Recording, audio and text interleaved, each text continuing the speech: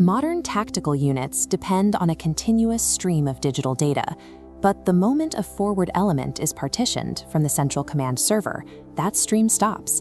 The unit effectively goes blind. When the connection breaks, digital coordination reverts to paper and ink. Ammunition counts and medical logs are tracked on clipboards, creating divergent local records that must be manually, painfully reconciled once the unit finally reconnects to the cloud.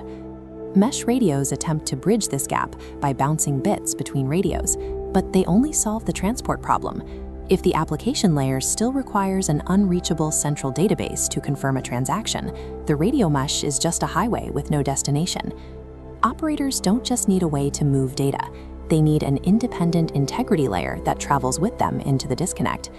Traditional blockchains fail here because they rely on global consensus.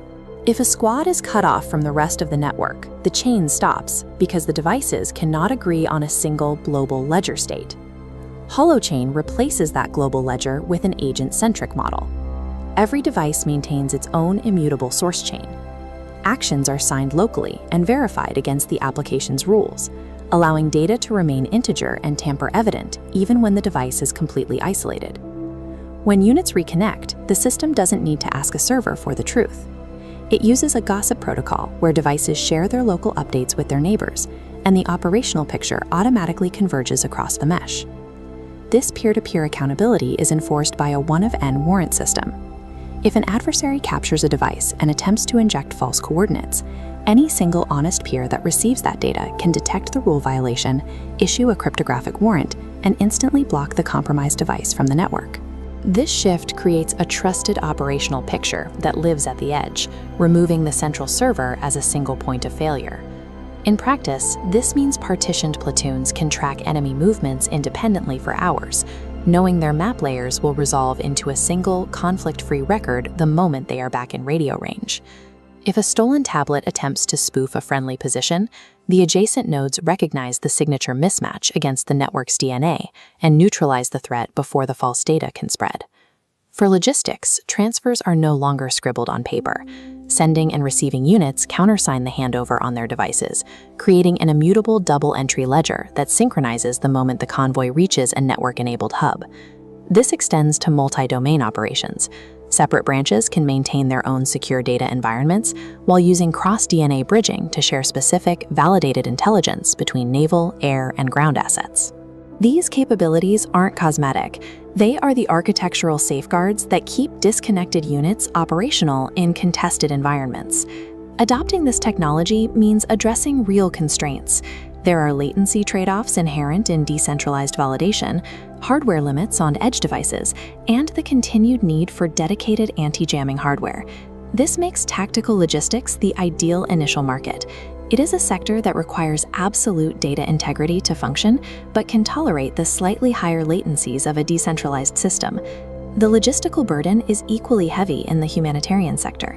Large-scale aid organizations operate in the same disconnected, infrastructure-poor environments as the military, facing the same risks of data loss and inventory drift. This overlap defines a global opportunity, linking military supply chains in the Indo-Pacific to complex relief corridors managed by international NGOs in Europe and Africa. Precedents like Palantir and Anduril show that software earns trust through performance. Proving this architecture in the high-stakes, high-volume world of NGO logistics is the fastest way to validate the tech for major defense primes. By focusing on dual-use logistics, we can generate immediate revenue while battle-testing the software in the most challenging environments on the planet. Our roadmap spans 24 months, moving from validation to a large-scale NATO pilot. Funding requirements match technical milestones. Pre-seed capital builds the core architecture into a functioning product, providing the performance data required for a Series A. To mitigate the risk of long defense procurement cycles, we use NGO contracts as a strategic bridge.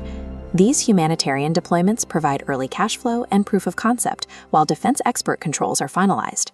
The path to securing long-term defense contracts is built on the foundation of immediate, life-saving work in the humanitarian field. We are building the decentralized integrity layer that allows tactical and humanitarian units to maintain trust and coordination when the cloud fails. Our focus now is finalizing the offline logistics engine, securing our first design partners, and closing the pre-seed round. The tactical edge is fundamentally offline. We are building the software that survives it.